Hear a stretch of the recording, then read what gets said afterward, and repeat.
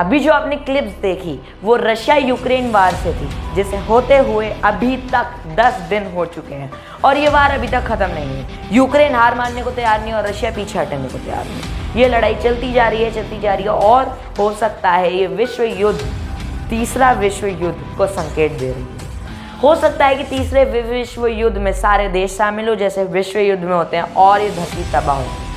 तो क्या होगा अगर विश्व युद्ध ये तब्दील हो गई विश्व युद्ध? क्या अमेरिका यूक्रेन को भड़का रहा है? क्या अमेरिका वर्ल्ड की सुपर पावर बनना चाहता है, जो कि अभी रशिया है? रशिया को वीक करके क्या अमेरिका वर्ल्ड की सुपर पावर बनना चाहता है? ये नाटो देश क्या है? क्योंकि ये टर्म नाटो आपने बहुत सुना है अभी तक न्यूज़, क्योंकि नाटो अब बहुत फेमस हो रहा है न्यूज़। तो क्या है ये सारे टर्म्स आज हम जानेंगे इस वीडियो में, और आज हम बात करेंगे ऑल अबाउट रशिया यूक्रेन वार, जिसमें हम सब कुछ कवर करेंगे। और इस वीडियो को एंड तक देखना, क्योंकि हम मिथ्स की बात नहीं करेंगे, र्यूमर की बात नहीं करेंगे, हम सिर्फ फैक्ट्स की बात करेंगे। और तब तक सब्सक्राइब करके रख देना, लाइक कर देना, शेयर कर देना, ताकि आपके दोस्तों को भी पता लग सके कि क्या है यूक्रेन और रशिया का वार। तो अब हम जाने वाले हैं वर्ल्ड की पॉलिटिकल दुनिया में, तो सीट बेल्ट बांध लीजिए और चलते हैं। नाटो, जो आजकल मीडिया में इतनी फेमस हो रही है जितनी वो आज से पहले नहीं हुई। अब ये फेमस इसलिए हो रही है क्योंकि रशिया और यूक्रेन की बात होए तो नाटो को जोड़ना ही पड़ेगा, क्योंकि इस वार की स्टार्टिंग भी उसी के कारण होती है। वो क्या है वो हम आगे जानेंगे, बट अभी हम नाटो की बात करते हैं, क्योंकि ये बहुत कन्फ्यूजिंग टर्म है। नाटो ये ऐसी संस्था थी जो विश्व युद्ध, द्वितीय विश्व युद्ध यानी वर्ल्ड वार 2 के 4 साल बाद बनी थी। अब इसका रीज़न क्या था बनने का? ये इसलिए बनी थी, जैसा कि सब जानते हैं, वर्ल्ड वार 2 में पूरी धरती पर कितना हड़कंप मच गया था, कितना धमाके हुए थे। जापान के हिरोशिमा और नागासाकी में भी बम गिरा था और पूरी दुनिया में अर्थव्यवस्था भी हिल गई थी पूरी।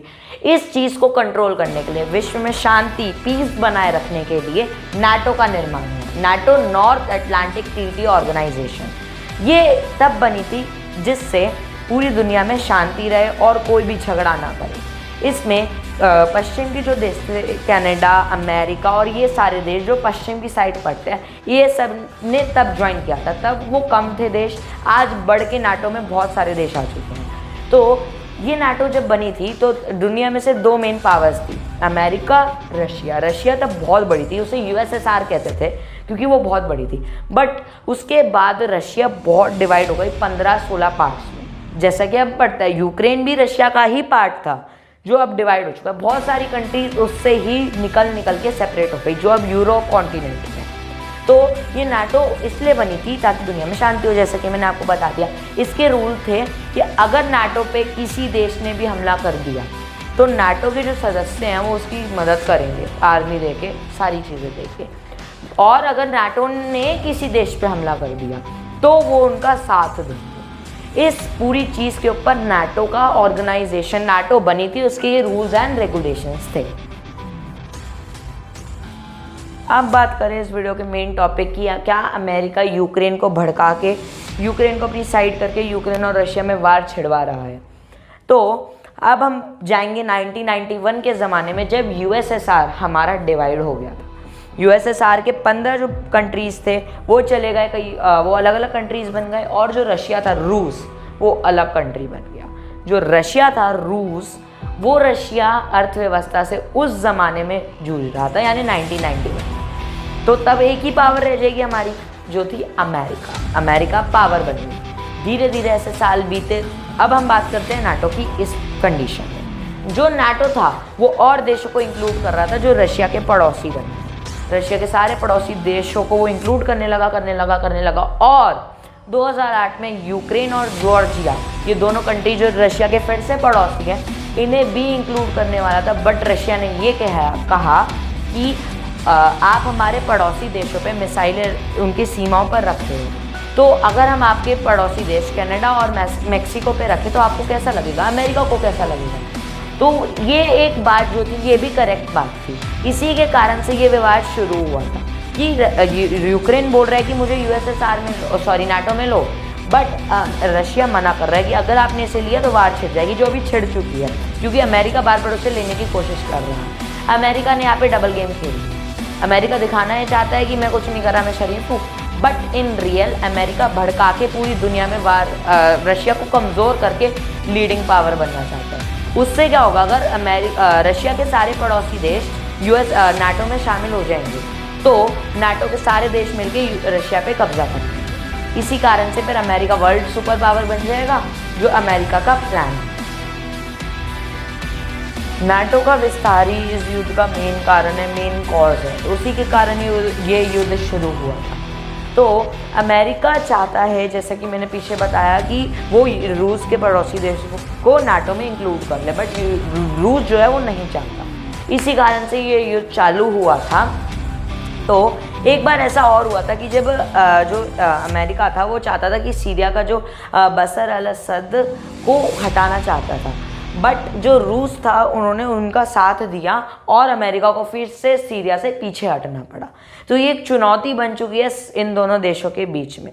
अब कौन कौन किसके साथ हैं? अमेरिका के साथ 30 देश हैं नाटो के, 30 देश हैं नाटो के, और जापान और ऑस्ट्रेलिया, ये दोनों देश भी एशिया और ऑस्ट्रेलिया कॉन्टिनेंट से हैंगे। तो अब रशिया के साथ कौन कौन है? इंडिया, चाइना, पाकिस्तान, ये तीनों कंट्रीज रशिया के साथ है और 2-3 और कंट्रीज रशिया के साथ इंक्लूडेड है। तो सारे बेसिकली अगर हम कंक्लूड करें तो ये झगड़ा चालू हुआ नाटो के कारण। हो सकता है झगड़ा ख़त्म भी नाटो के कारण ही हो जाए, बट जिस कारण से नाटो बना था, क्या वो कारण पूरा हो पा रहा है? नहीं हो पा रहा, क्योंकि नाटो बना था पीस बनाने के लिए, और इसी नाटो के कारण आज झगड़ा हो रहा है रशिया और यूक्रेन के बीच में। अगर ऐसे ही चलता रहा, हो सकता है इस युद्ध में और देश जाएं, जिससे पूरी दुनिया का वर्ल्ड वार 3 बन जाए। क्योंकि वर्ल्ड वार 3 तो पहले अल्बर्ट आइंस्टाइन ने कहा था कि वर्ल्ड वार 1 लड़ी थी पत्थरों से, वर्ल्ड वार 2 हल्के वेपन से, वर्ल्ड वार 3 इतने बम से लड़ी जाएगी कि वर्ल्ड वार जो 4 है ना, वो पत्थर और स्टोन से लड़ी जाएगी। इसका मतलब क्या हुआ कि वर्ल्ड वार 3 के बाद पूरी धरती नष्ट हो जाएगी, और जब हमारी फिर से चालू होगी पीढ़ी, तो उसमें पत्थर और स्टोन्स का इस्तेमाल होगा वार्स लड़ने के लिए। आई होप आपको ये वीडियो पसंद आई हो। बेसिकली इस वीडियो को कंक्लूड करें तो यही था कि झगड़ा ना हो, झगड़े का फ़ायदा नहीं है, बिकॉज पीस से शांति बनी रहेगी, जिससे पूरी धरती सुख शांति से जी पाएगी, अपने अपने सब आराम से जी पाएंगे। नाटो विस्तार करके ही ये झगड़ा चालू करा, हो सकता है ख़त्म भी कर दे। आई होप आपको ये वीडियो पसंद आई हो। अपने दोस्तों को ज़्यादा से ज़्यादा शेयर कर देना, ताकि उन्हें भी नाटो और ये सारी चीज़ों के बारे में पता लगे, और इस युद्ध में जितने ज़्यादा लोग ये हमारी वीडियो देखेंगे उन्हें अवेयर होंगे कि ये युद्ध ना लड़ा जाए, और फिर लोग अवेयर होके इस युद्ध के खिलाफ प्रोटेस्ट करेंगे कि ये युद्ध बंद कर दो। और ऑलरेडी हमें 1 घंटा लग चुका है इस पूरी वीडियो को बनाने में, तो प्लीज़ इसे लाइक शेयर सब्सक्राइब कर देना, बिकॉज हम बहुत मेहनत लगती है ऐसी फैक्ट की वीडियोस बनाने में। और अगर आपको ये एपिसोड भी फैक्ट सीरीज़ का पसंद आया हो तो नीचे कमेंट्स में बता देना, क्योंकि आप लोग कमेंट्स करते नहीं हो, पर आज कर देना। तो मिलते हैं आप सबसे अगली वीडियो में, तब तक ले घर पे रहो, सुरक्षित रहो और देखते रहो अर्नव को। Good bye.